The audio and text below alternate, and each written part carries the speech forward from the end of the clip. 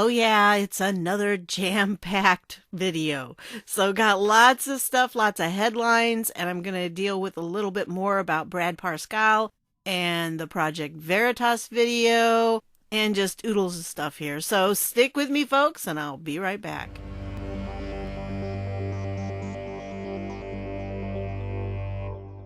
Hey everybody, this is Deb with Truthification Chronicles, and let's get started because there's a lot to do.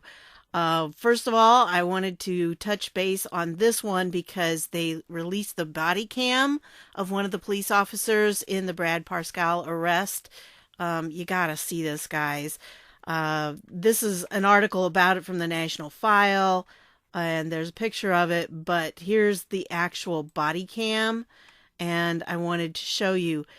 You've heard, what they've been saying and what I had on my last video, at least what was out at the time. They were saying that he had weapons and that he was talking about suicide and all this stuff. Well, this is not what you see in this body cam.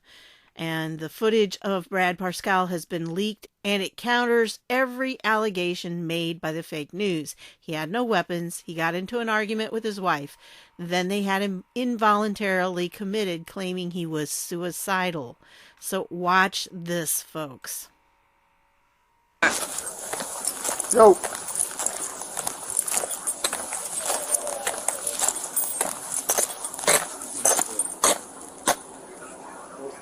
See, he's sitting on the porch up there.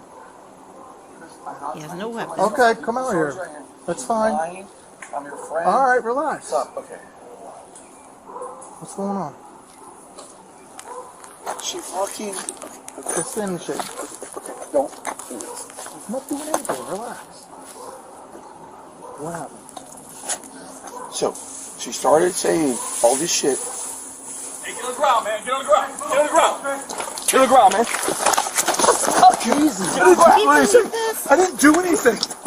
I didn't do anything. I didn't do anything. Stay out. Put your hands behind your back. Put your hands behind your back. Hey, we'll figure it all out, all right? Don't worry. Don't. I didn't do anything. I didn't do anything. We're going to get you off the ground in just a second, okay? So tell me, what was that all about? What did he do that made them feel like they had to tackle the guy to the ground? Weapons on you or anything like that? Oh, wait, I didn't have any weapons. I didn't do anything. We're going to get you off the ground, boys.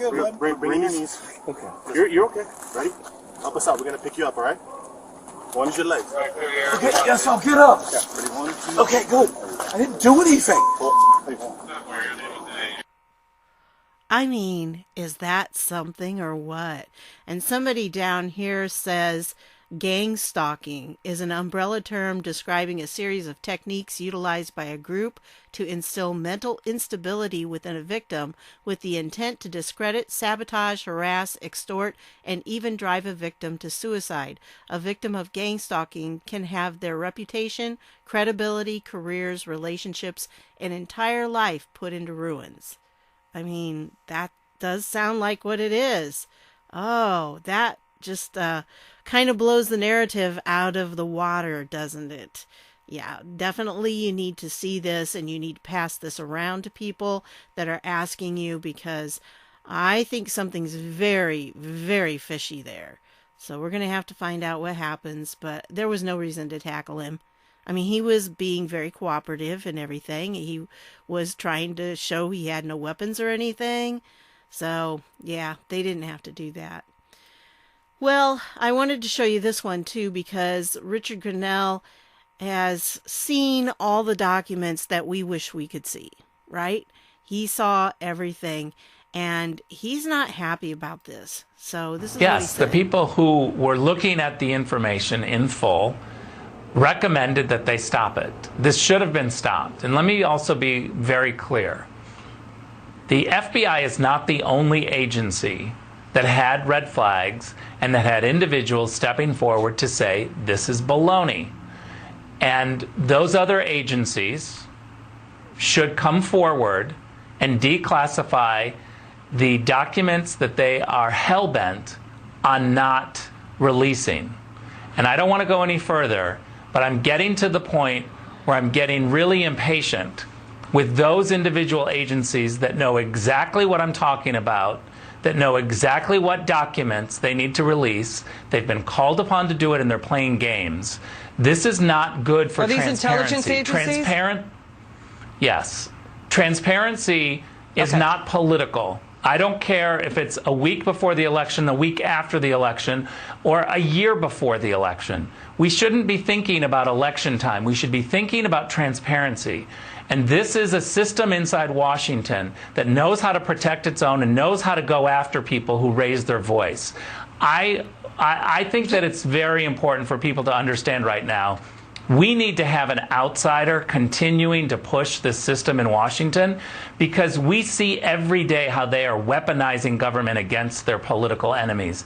This is crazy. This is how governments fall and end, and we cannot have this. Yeah. We need to have people understand It's the serious. outsiders need to change this place. It's a very serious situation. So yeah, he definitely had a lot to say there. And I agree with him. Politicians have it all down pat. They know how to play the game, I guess it is. And we need people that are going to shake things up. So that was a really good one there that Don Jr. retweeted. And then this one, guess what? Biden's Texas political director accused of illegal ballot harvesting at Texas Supreme Court. So, yeah, that's what is going on. He's formerly accused of helping to run an illegal ballot harvesting operation. And yes, there are a couple of investigators, including a former FBI agent and a former police officer, and they testified under oath, and they have video evidence, documentation, and witnesses. So if you want to read the affidavit, I mean, here's the official one, but you can just read here because this has it. And this guy is a retired captain with the Houston Police Department. And he says down here, he says, I have in my possession, right here, he says, I have in my possession videotaped interviews of witnesses attesting to the aforementioned people having groups of people completing thousands of absentee and mail-in ballots, including completing ballots for deceased individuals illegally going into nursing homes with the complicity of the nursing home staff, which I find appalling, and filling out and forging the signatures of nursing home residents, signing up homeless individuals to vote using the ballot harvester's address, then completing the ballot and forging the homeless individual's signature. And here's the other one, and this is a guy who is formerly an FBI agent, and he has the same kind of thing. Witnesses have shown me and described to me how the ballot harvesters take absentee ballots from the elderly in nursing homes, from the homeless, and from unsuspecting residents' mailboxes. See, this is a concern, because if you're not somebody who regularly votes and, you don't really pay much attention to the political situation, you may not know that a ballot's coming. And you may not be on the alert for it. And so somebody takes it out of your mailbox and you just don't even think about it because you weren't really expecting it or anything. And you don't care. So then somebody gets it. A ballot harvester gets it. And so that's how they're doing that. And then if you go on down in this article, this really has a lot. Citizen journalist Colleen Vera has discovered evidence of what appears to be a massive voter fraud ring operating in the state of Texas involving mail-in voting and Democrat political campaigns. Evidence presented below includes a video of a Democrat campaign surrogate harvesting mail ballots from a nursing home, audio of a Democrat campaign worker admitting to harvesting ballots from a nursing home, and mail-in ballots from Harris County that all have the same handwriting and envelope process. So if you look here, here's a video, and you can see that. There's just a lot of information on this page. You really need to go through this, because here's links to the audios and another video here. And then if you go on down here, you see these are electronic copies of the ballots or ballot requests. And if you look at them, they're all like in the same handwriting. I mean, all of those were filled out by the same person. Look at that. all of them. And 32 handwritten applications for mailed ballots, all from different voters, but all written in the exact same handwriting. And then looking closer, something else jumped off the page. All 32 returned their application for a ballot by mail in the same pre-printed envelope with the same style stamp. So that was also suspicious that you have that. And then I printed out the envelopes which carried their returned ballots, and the biggest coincidence of all jumped off the page. All these voters lived in the same precinct, Precinct 259. Additional research showed this same handwriting on multiple ballot by mail applications from Precinct 259 every year going back to 2008. If that wasn't enough to cause concern, I had to title this set of applications Alleged Harvester A because I found 2 more sets of multiple applications with similar handwriting, envelopes, and stamps from varying precincts. I titled those Alleged Harvester B and Alleged Harvester C. So, yeah, there you go. All using the same style X. And, of course, you know who's on this, right? Sheila Jackson Lee. And Beto O'Rourke was on there. Yeah. So, And so anyway, right here it says, I filed another public information request and received a handwritten sign-out sheet for persons who had picked up packages of 50 or more applications for mailed ballots in 2018. 2 concerning issues from that list. The first person to pick up multiple applications for ballots by mail in 2018 is the same woman from the 2016 audio tape that's above, who explained how she accesses nursing homes to acquire mailed ballots for candidates. 2 of the first 3 persons who picked up multiple applications for ballots by mail in 2018 have forgery convictions. And down here, I mean, this is public record right here because this is the FEC records, Sheila Jackson Lee for Congress, PAC, and, yep, she paid out, this lady right here, she paid out to her. This is convicted forger, Gloria Palmer, right there. Yep. I mean, you really need to go through this carefully because this is pretty big, and it's, documented here. There are definite people that were being paid to do this as campaign assistants, and I hope it comes back to bite good old Sheila here in the butt because she's so annoying. Yeah, I don't know why. She just ticks me off a lot when I listen to her talk. She's just, well, anyway, not one of my favorites to listen to, but this whole thing right here, you need to read through this carefully and watch the videos and listen to the audio because there's a lot there. And I think, there has to be something going on. I mean, Barr's got to be looking into these, or the U.S. attorneys that are in these areas, because this is huge. This is really big. Well, the debate's coming up, and of course the timing of the whole tax garbage, which we're not going to deal much with. I've got one tab later on that talks about it, but it's really not anything to be concerned about. I looked at it and I'm like, yeah, so what? But it's very interesting timing. I think the reason it came out now is that they were hoping that that's going to give Sleepy Joe something to talk about at the debate. So, yeah, it's going to be an interesting day. The day you see this is going to be really interesting because Flynn's supposed to have, the hearing or whatever it is at this stage. And we're going to find out if Sullivan's going to dismiss the case or if he's going to try to drag it on even further. So we should find out today. Boy, it'd be great if it was dismissed, wouldn't it? It really would be. And then, of course, the debate tonight. But this article right here has 10 debate questions Joe Biden should answer. No more circumventing media scrutiny. And I would agree with that. But here are the top 10. Why did your son, Hunter Biden, receive $3.5 million from the wife of the former Moscow mayor? Why did you lie about having zero knowledge of Hunter's business dealings in Ukraine? How can you justify raising taxes on middle-class Americans during an economic recovery? These are good questions. Why should America trust you when you say buy American after spending your entire career destroying American jobs through disastrous trade deals? Do you support packing? I would love to see these questions be asked. Do you support packing the United States Supreme Court? Who would you nominate to the Supreme Court? How can you expect African Americans to support you after claiming they ain't black if they choose to vote for President Trump? What do you mean when you say you would govern as the most progressive administration since FDR? How do you explain consistently trying to reduce Social Security benefit payments for most of your career and falsely claiming you never called for Social Security cuts? How can you justify sacrificing blue-collar jobs in the name of appeasing the radical left? I think those are excellent questions. I'd like to know the answers myself.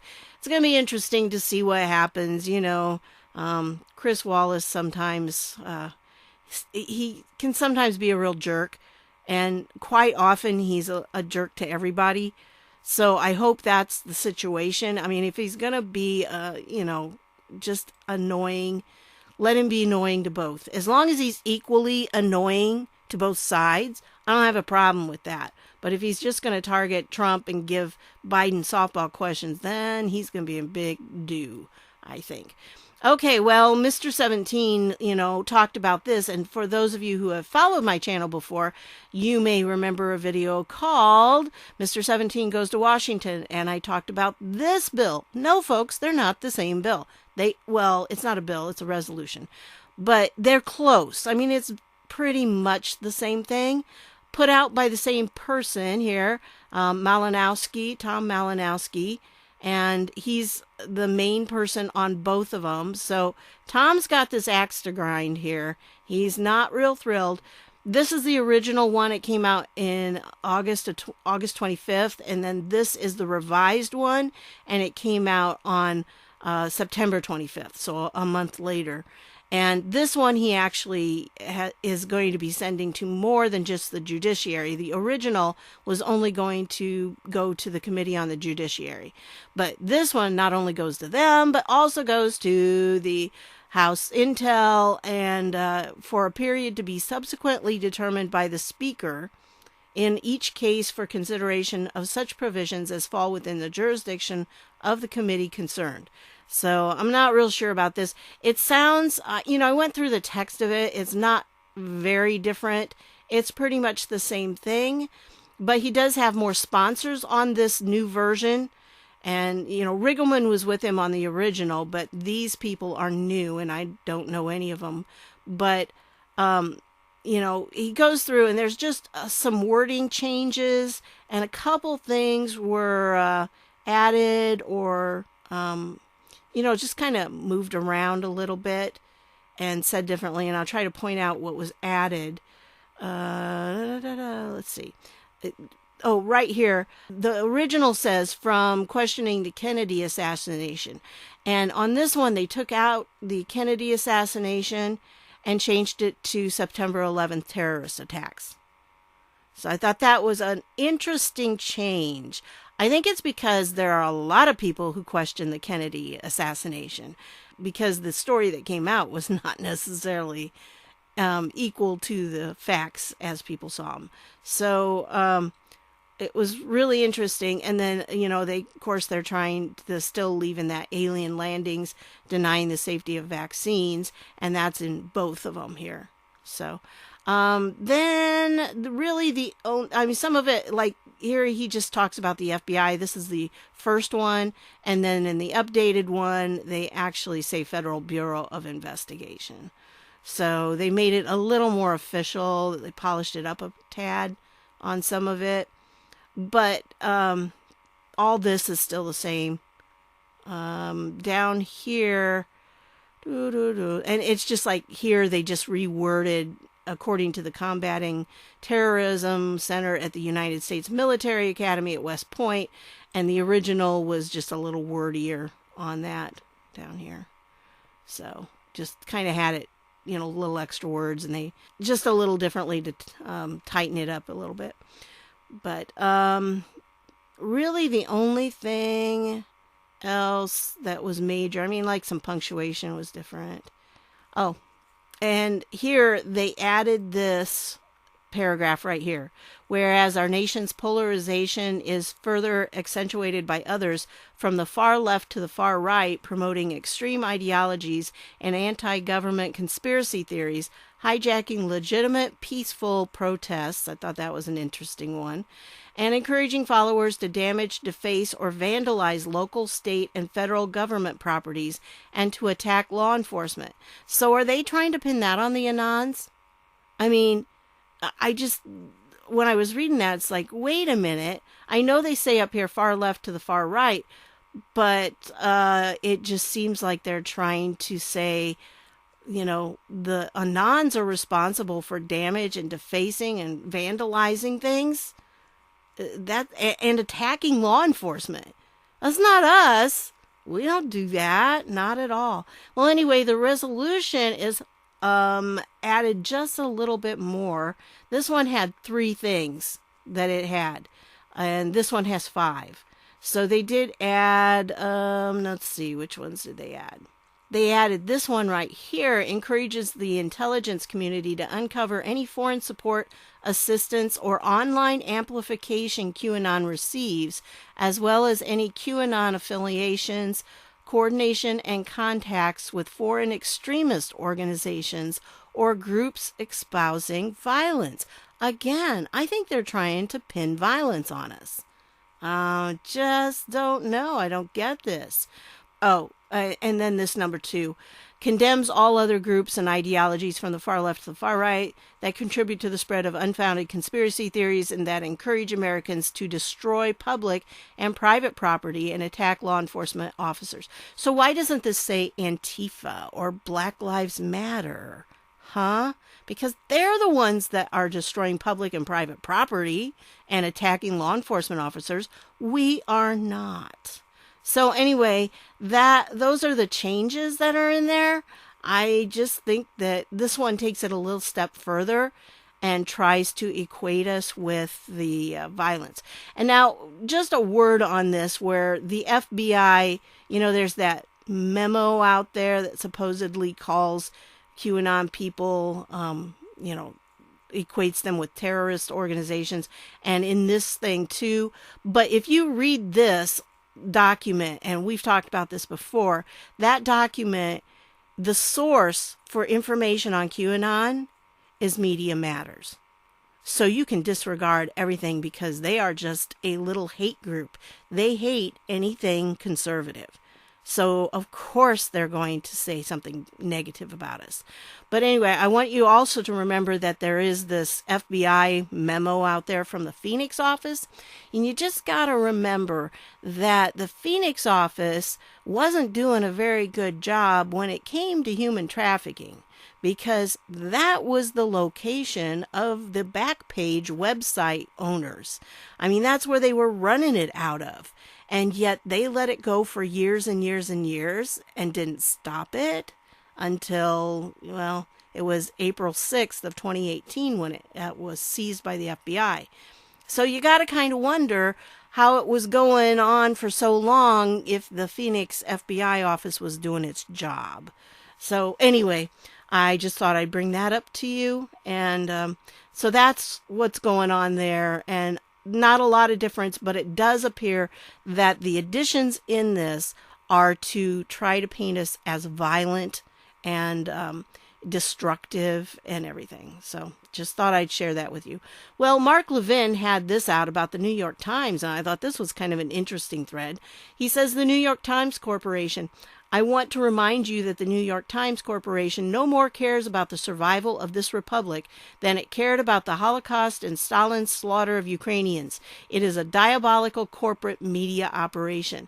And yes, it is particularly relevant to know this in the lead up to the election. It is a media corporation with a horrific record. It is not a voice for freedom or truth, let alone real journalism. This link below gives you an idea of what I'm talking about, but there are several thorough scholarly works that have been written about the monumental and horrific failures of the Times, and that is worth keeping in mind as it attempts to elect Biden and destroy Trump. History matters just as the abominable history of the Democratic Party matters. And so he has a book out called Unfreedom of the Press. If I had a superpower, it'd be to be able to read really, really, really, really fast and retain everything I read. I wish. But I don't have that superpower, so I'm still working on General Flynn's book and Sidney Powell's License to Lie book. And yeah, they're sitting here mocking me right now, saying, you haven't read us for a while. Okay, this is the one about the tax story. I just wanted to share this thread with you because she does a good job here. So I finally read the New York Times Trump tax story because I wanted to see what line was being reported for taxes owed, and I came across this about the $750 in 2016 and 2017. Per the New York Times' own story, Trump actually paid to the U.S. Treasury $1 million in 2016 and $4.2 million in 2017. And, it says right here, each time he requested an extension to file his 1040, and each time he made the required payment to the IRS for income taxes he might owe. And that's, in case you don't know, that's what you do if you have a business or if you're self-employed or something like that. You make these payments. You're estimating what your income's going to be. So he estimated the income and everything, and so he paid $1 million here, 4.2 there, but virtually all of that liability was washed away when he eventually filed, and most of the payments were rolled forward to cover potential taxes in future years. That's how it works. Okay? That's how it works. And the New York Times itself is even admitting that. I mean, this is where that came from. But, when you're saying that, she says, read that closely. Trump paid, as in transferred to the U.S. Treasury, $1 million in 2016 and $4.2 million in 2017. Note also that most of the overpayment was rolled forward, not refunded. The $750 figure is an additional $750. Thus, every single story saying he paid $750 is a lie. It is not simply a lie. It proves that the person making the statement either did not read the story itself, by the insanity of, and I can never pronounce that, read the sources, or lack the mental ability to comprehend that the New York Times itself claims that Trump paid $1 million in 2016 and $4.2 million in 2017. The claim that Trump paid only $750 in federal taxes in 2016 and 2017 is thus a complete and total lie, which is easily disproven by the Times' own story.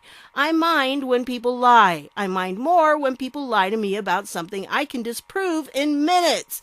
Also, there's something even more worrisome than that the New York Times appears not to have seen the actual returns. Read this closely and you'll see something very disturbing indeed. The Times examined and analyzed the data from thousands of individuals and business tax returns for 2000 through 2017. Along with additional tax information from other years. The trove included years of employee compensation information and records of cash payments between the president and his businesses, as well as information about ongoing federal audits of his taxes. This article also draws upon dozens of interviews and previously unreported material from other sources, both public and confidential. But the key here is they examined and analyzed the data from thousands of individual and business tax returns.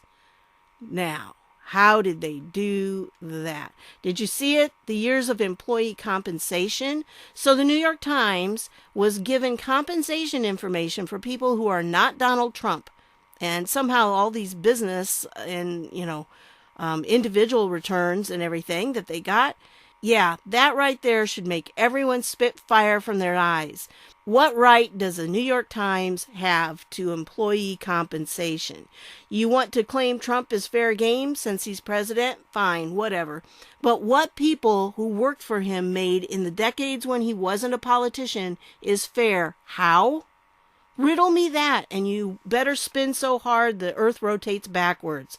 Also, I'm going to post this one more time for those in the back. Trump paid $1 million in taxes in 2016 and $4.2 million in taxes in 2017. And per the New York Times story, most of that money was rolled forward. Stop lying. Start reading. Just stop lying. Boy, I agree with her on that. So I thought that was an excellent thread on the topic. You need to hang on to that. If you're on Twitter, share it. Okay, this is a new piece of information from the insanity that is California. Governor Newsome signs law allowing transgender inmates to be placed in prison by their gender identity. Officers required to use preferred pronouns. So, how many pregnant inmates are we going to end up with before they realize this is stupid? Oh, I just can't even imagine. But yeah, that's what they have to do. And oh my goodness, they have to go through all this. They have to ask them privately how they identify, what gender they identify with. And then they're assigned. You must ask privately. And they have to be put in a facility that houses whatever gender they identify with. And the law says that they cannot deny requests for the preferred prison based solely on the inmate's anatomy, sexual orientation, or a factor present among other inmates at the facility, the law states. So, yeah, insanity rules. What could go wrong? Yep, there's going to be some pregnant inmates there. I just can guess. Anyway, let's go on. And so this one, I don't know if you saw this, but there were a bunch of Trump supporters that were standing around, and they were in like a parking lot or something. And this lady in this car just goes bowling. Well, I think it's a lady. Is it a lady? No, it's a guy. It's a dude. I'm sorry. This dude comes just going right through. Oh, no. Tatiana Tia Rita Turner. Well, that sounds like a girl's name, so I guess that is, I don't know. You can't tell anymore. Oh, I hate this time. Whatever happened to men were men and women were women? Oh, gee.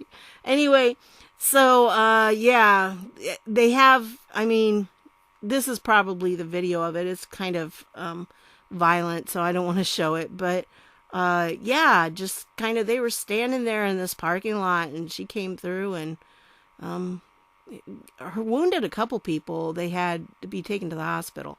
But I don't think it was anything too serious, but severely injuring. Well, maybe it was severely injuring two people. So yeah, and guess what? Black Lives Matter organizer. Gee, who'd have thought that? Well, this was a very interesting article by Politico because Nancy sent off a letter. I couldn't find the letter right off, so if I find it, I'll let you know. But she wrote a letter to the Democrats, and she's trying to get them ready just in case the House has to decide on the presidency.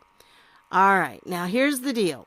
In case of a tie with the Electoral College, the House does have the vote, I guess, but it's a little differently. It's not according to each representative. It's that each state, it says under that scenario, which hasn't happened since 1876, every state's delegation gets a single vote. Who receives that vote is determined by an internal tally of each lawmaker in the delegation. This means the presidency may not be decided by the party that controls the House itself, but by the one that controls more state delegations in the chamber. And right now, Republicans control 26 delegations to Democrats' 22, with Pennsylvania tied and Michigan a 7-6 plurality for Democrats. So, it's kind of one of those things, but Justin Amash is retiring, so he's not going to be back. So his seat's going to be up, and it very well probably will go Republican. So that's what we're thinking. So anyway, evidently, this is the situation. Like, you count up how many representatives there are in a state, and like if you have a majority in your state that are Republicans, then it's, vote for Republican. And if you have the majority that are Democrats, it goes Democrats. So that's very interesting that we control 26 delegations to the Democrats' 22. So even if it goes that route, if it would end up a tie, which I can't fathom it's going to. But I guess they're trying to cover all bases. So remember, this is by Politico, by the way, so it's rather left-wing here. But I did want to share it with you. And it's a good article. It's kind of interesting. I didn't know this is what would happen if the Electoral College would tie. But it's good information to know. So then we have more about ballots. This appellate court halts Wisconsin ballot counting extension. Okay, now here, I've got something on this. Now, this is just the thought off the top of my head. But you know, if the Democrats are saying we need longer to count these ballots, then they're saying that the people that are voting with these ballots, these mail-in ballots, are stupid. Okay? That's really what they're saying, because evidently they're too stupid to read on there when the deadline is and get it in by the deadline. So these extensions and stuff are the Democrat way of saying people are stupid, so we need to account for stupid people. And frankly, I think if you're a stupid person and you can't read the deadline on there, then it shouldn't count. It just shouldn't count. You know, my father went through, he did it all on his own, and he said, yeah, it wasn't bad. I could do that. And they got it all ready to go. My brother made sure it was all set right, but then he sent it off, and so his ballot's already been sent in. Gee, and it's not even November 3rd yet. So if you wait until November 3rd, it's on you. And I'm sorry, if you waited that long, then you just procrastinated yourself out of voting. You know, you do it when it's supposed to be done, or you don't count it. That's all there is to it. I'm sorry. Now, I could understand maybe a day or two, just to get, you know, I just think that the ballot should be due, 2 or 3 days before the election. That's what it should be. But anyway, going on with that kind of thought is that Project Veritas, now I told you in the last video, they had part 1 out. They sent that out, and in 15 hours, it had over 4 million views. Can you imagine? Yeah, people are seeing it. And then they've come out with number 2. And evidently, James O'Keefe was on Sean Hannity tonight. I did watch the clip, but I can't find the clip now. So, sorry. If I find it later on, I'll put it in here. But pretty much he said just the stuff that was in that video that I talked about yesterday. So here's the second one. This is one that just came out today. And what they're talking about here is even worse than in the first one, because in this one, they're talking about actually paying people a couple $100s to vote. And in order to ensure that they do vote, they walk them in to the polls and actually to the machine. Which here, I mean, you get in big trouble. But since they're translators, they claim to be translators, then they can be there. And so they go up there and they tell them which ones to vote for, and they have to vote for it. So that's what they're doing. And it's like a big bunch of money that they've sunk into this. And here it says they will make sure that you vote. And then once they do that, on the way back, ride home, they give you the money in the car. So they're paying for votes. That is a federal crime. And how do they make sure you voted for Ilhan Omar? Because she's behind this. How will they make sure that you voted for her? When the papers come, they mark her name. Okay, so that's if it's, But they help us at the voting booth. They allow interpreters. So the interpreter goes and they allow them to help you vote. And so they walk up to the booth with you and they vote with you. Yep. That's what they do. Since, they don't speak English, they need an interpreter, so they allow that. And they go inside with us and they help us. They actually do that inside there. Yeah, isn't that amazing? That's what they're doing. And you got to wonder, I know this is happening specifically here in the Somali community in Minnesota, but is this happening with other immigrant populations? Anybody who needs an interpreter, how can you tell that the interpreter is not the one telling them what to vote?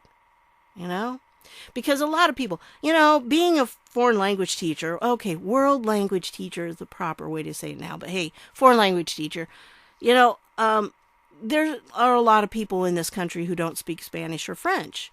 So I can just understand a poll watcher isn't going to be able to tell if the person is really translating or if the person is telling them what to do. See, you wouldn't know if you don't know the language. And Somali, I wouldn't know. I would have no idea if that's what they're doing or not. So I really think this is kind of a scary thing, and you got to wonder if it's happening to a lot of immigrant populations in the country. And maybe that's why they want more immigrants to vote, because then they have a better control over it. And, if you've ever been in a position where you don't speak the language of the people around you, it's kind of a scary situation. It really is. You always feel like there's just something you're not getting, that maybe they're talking about you. Some of you have probably been in a store or something, and maybe somebody's speaking Spanish and you don't speak Spanish, and you wonder if they're talking about you. They look over in your direction and you think they're laughing at you or they're talking about you.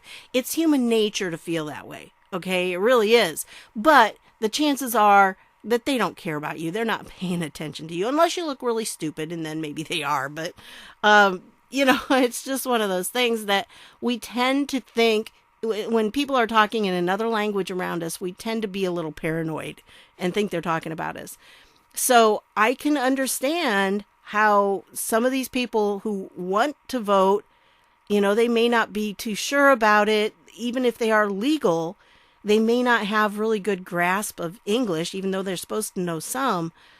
It could be a very difficult situation, and having a translator in there, it could be a way that they feel a little more comfortable. But then if the translator is telling them, you have to vote this or you have to vote that, that just gets to be what it's not supposed to be. And again, federal crime if somebody does that. So a lot of federal crimes that are being exposed in these videos from Project Veritas.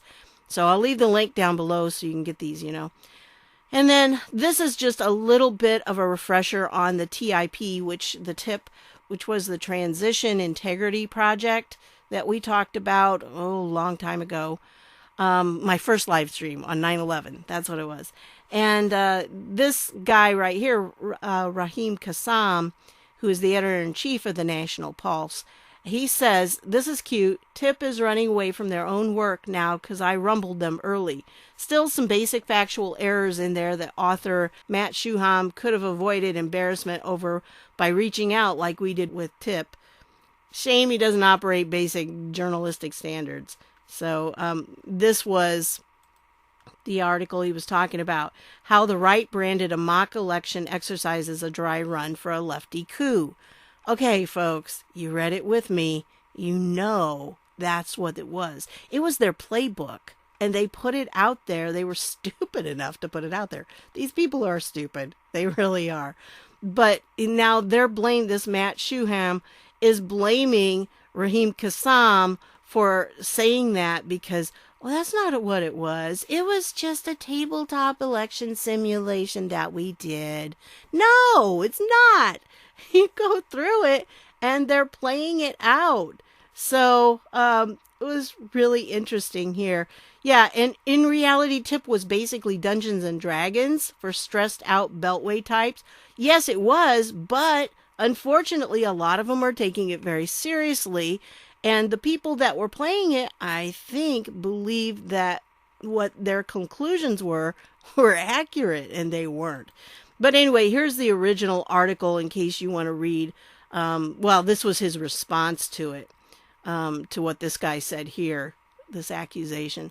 So this was the response, and he said, even the left-wing media is crediting the National Pulse and its editor-in-chief, Raheem Kassam, for exposing the attempted coup in the form of the Transition Integrity Project, which we first wrote about on August 3rd.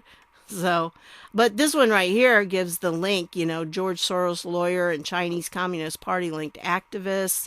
So, yeah, there's our situation. The critical connection comes through President Obama's former associate White House counsel, Ian Basin, who heads the anti-Trump litigation efforts Protect Democracy Project and United to Protect Democracy. Basin previously headed the far-left Avaz network, founded in turn by the leftist MoveOn.org group, as well as the Truman National Security Project, which has featured lead Joe Biden policy advisor Jake Sullivan and Joe Biden's son, Hunter Biden, on its board. So, interesting articles. If you've got time, they're good to read. You might want to go through because he's really done his work on this, and there are connections. So it's all, put together. It's all part of the same thing. Well, I always like to end with something kind of fun, and I do have a shout out tonight, but I wanted to show this to you first. CNN's live shot at the Supreme Court is crashed by people who yell CNN is fake news. Catch this. Right, well, absolutely. I just wanted to say that while we were here, the crowd behind us, Trump supporters, started chanting 6-3. You can hear getting a little bit of commentary here. It's a crowd of Trump supporters. Ariana, I want you to stand by. We can barely hear what you're saying because of the crowd behind you. We can barely hear you. Anyway, I just thought I'd share that with you because it was too funny. Oh man, you couldn't hear her. I couldn't hear her. I couldn't concentrate on what she was saying. That was funny. All right, my Patriot shout out, small channel shout out here is West Liberty News. Now, again, I don't have time to go through all of the different videos on their channel, but, I saw some that looked pretty interesting. Here are the videos. When you go to their channel, you can see a lot of the videos and the topics look really good. So, I just thought I would give him a shout out here. Oh, by the way, this guy right here, I didn't see that before. Gene Ho was President Trump's personal photographer, and he did a book that I've been reading. I have books like around the house, and whenever I'm in that part of the house and not doing anything, I pick up the book and I start reading. So I have lots of partially finished books all over the house. And so one of the books that I have stashed away somewhere is on his book. And he was the photographer through the campaign and everything. And really, he does an excellent job. He also brings it in with a spiritual angle on it. And I really liked what he had to say. The only thing I was a little disappointed that they didn't have more glossy photos. But then again, it still had some photos and stuff. But it was good. Anyway, so I just thought I would shout out to him because he's got 19.2K subscribers. So check him out, see if that's somebody you'd like to follow. And then when you do, remember you click the subscribe. And you can do that for mine too if you haven't done it yet. And then go here and make sure you click all, because otherwise you probably will not see many of his videos.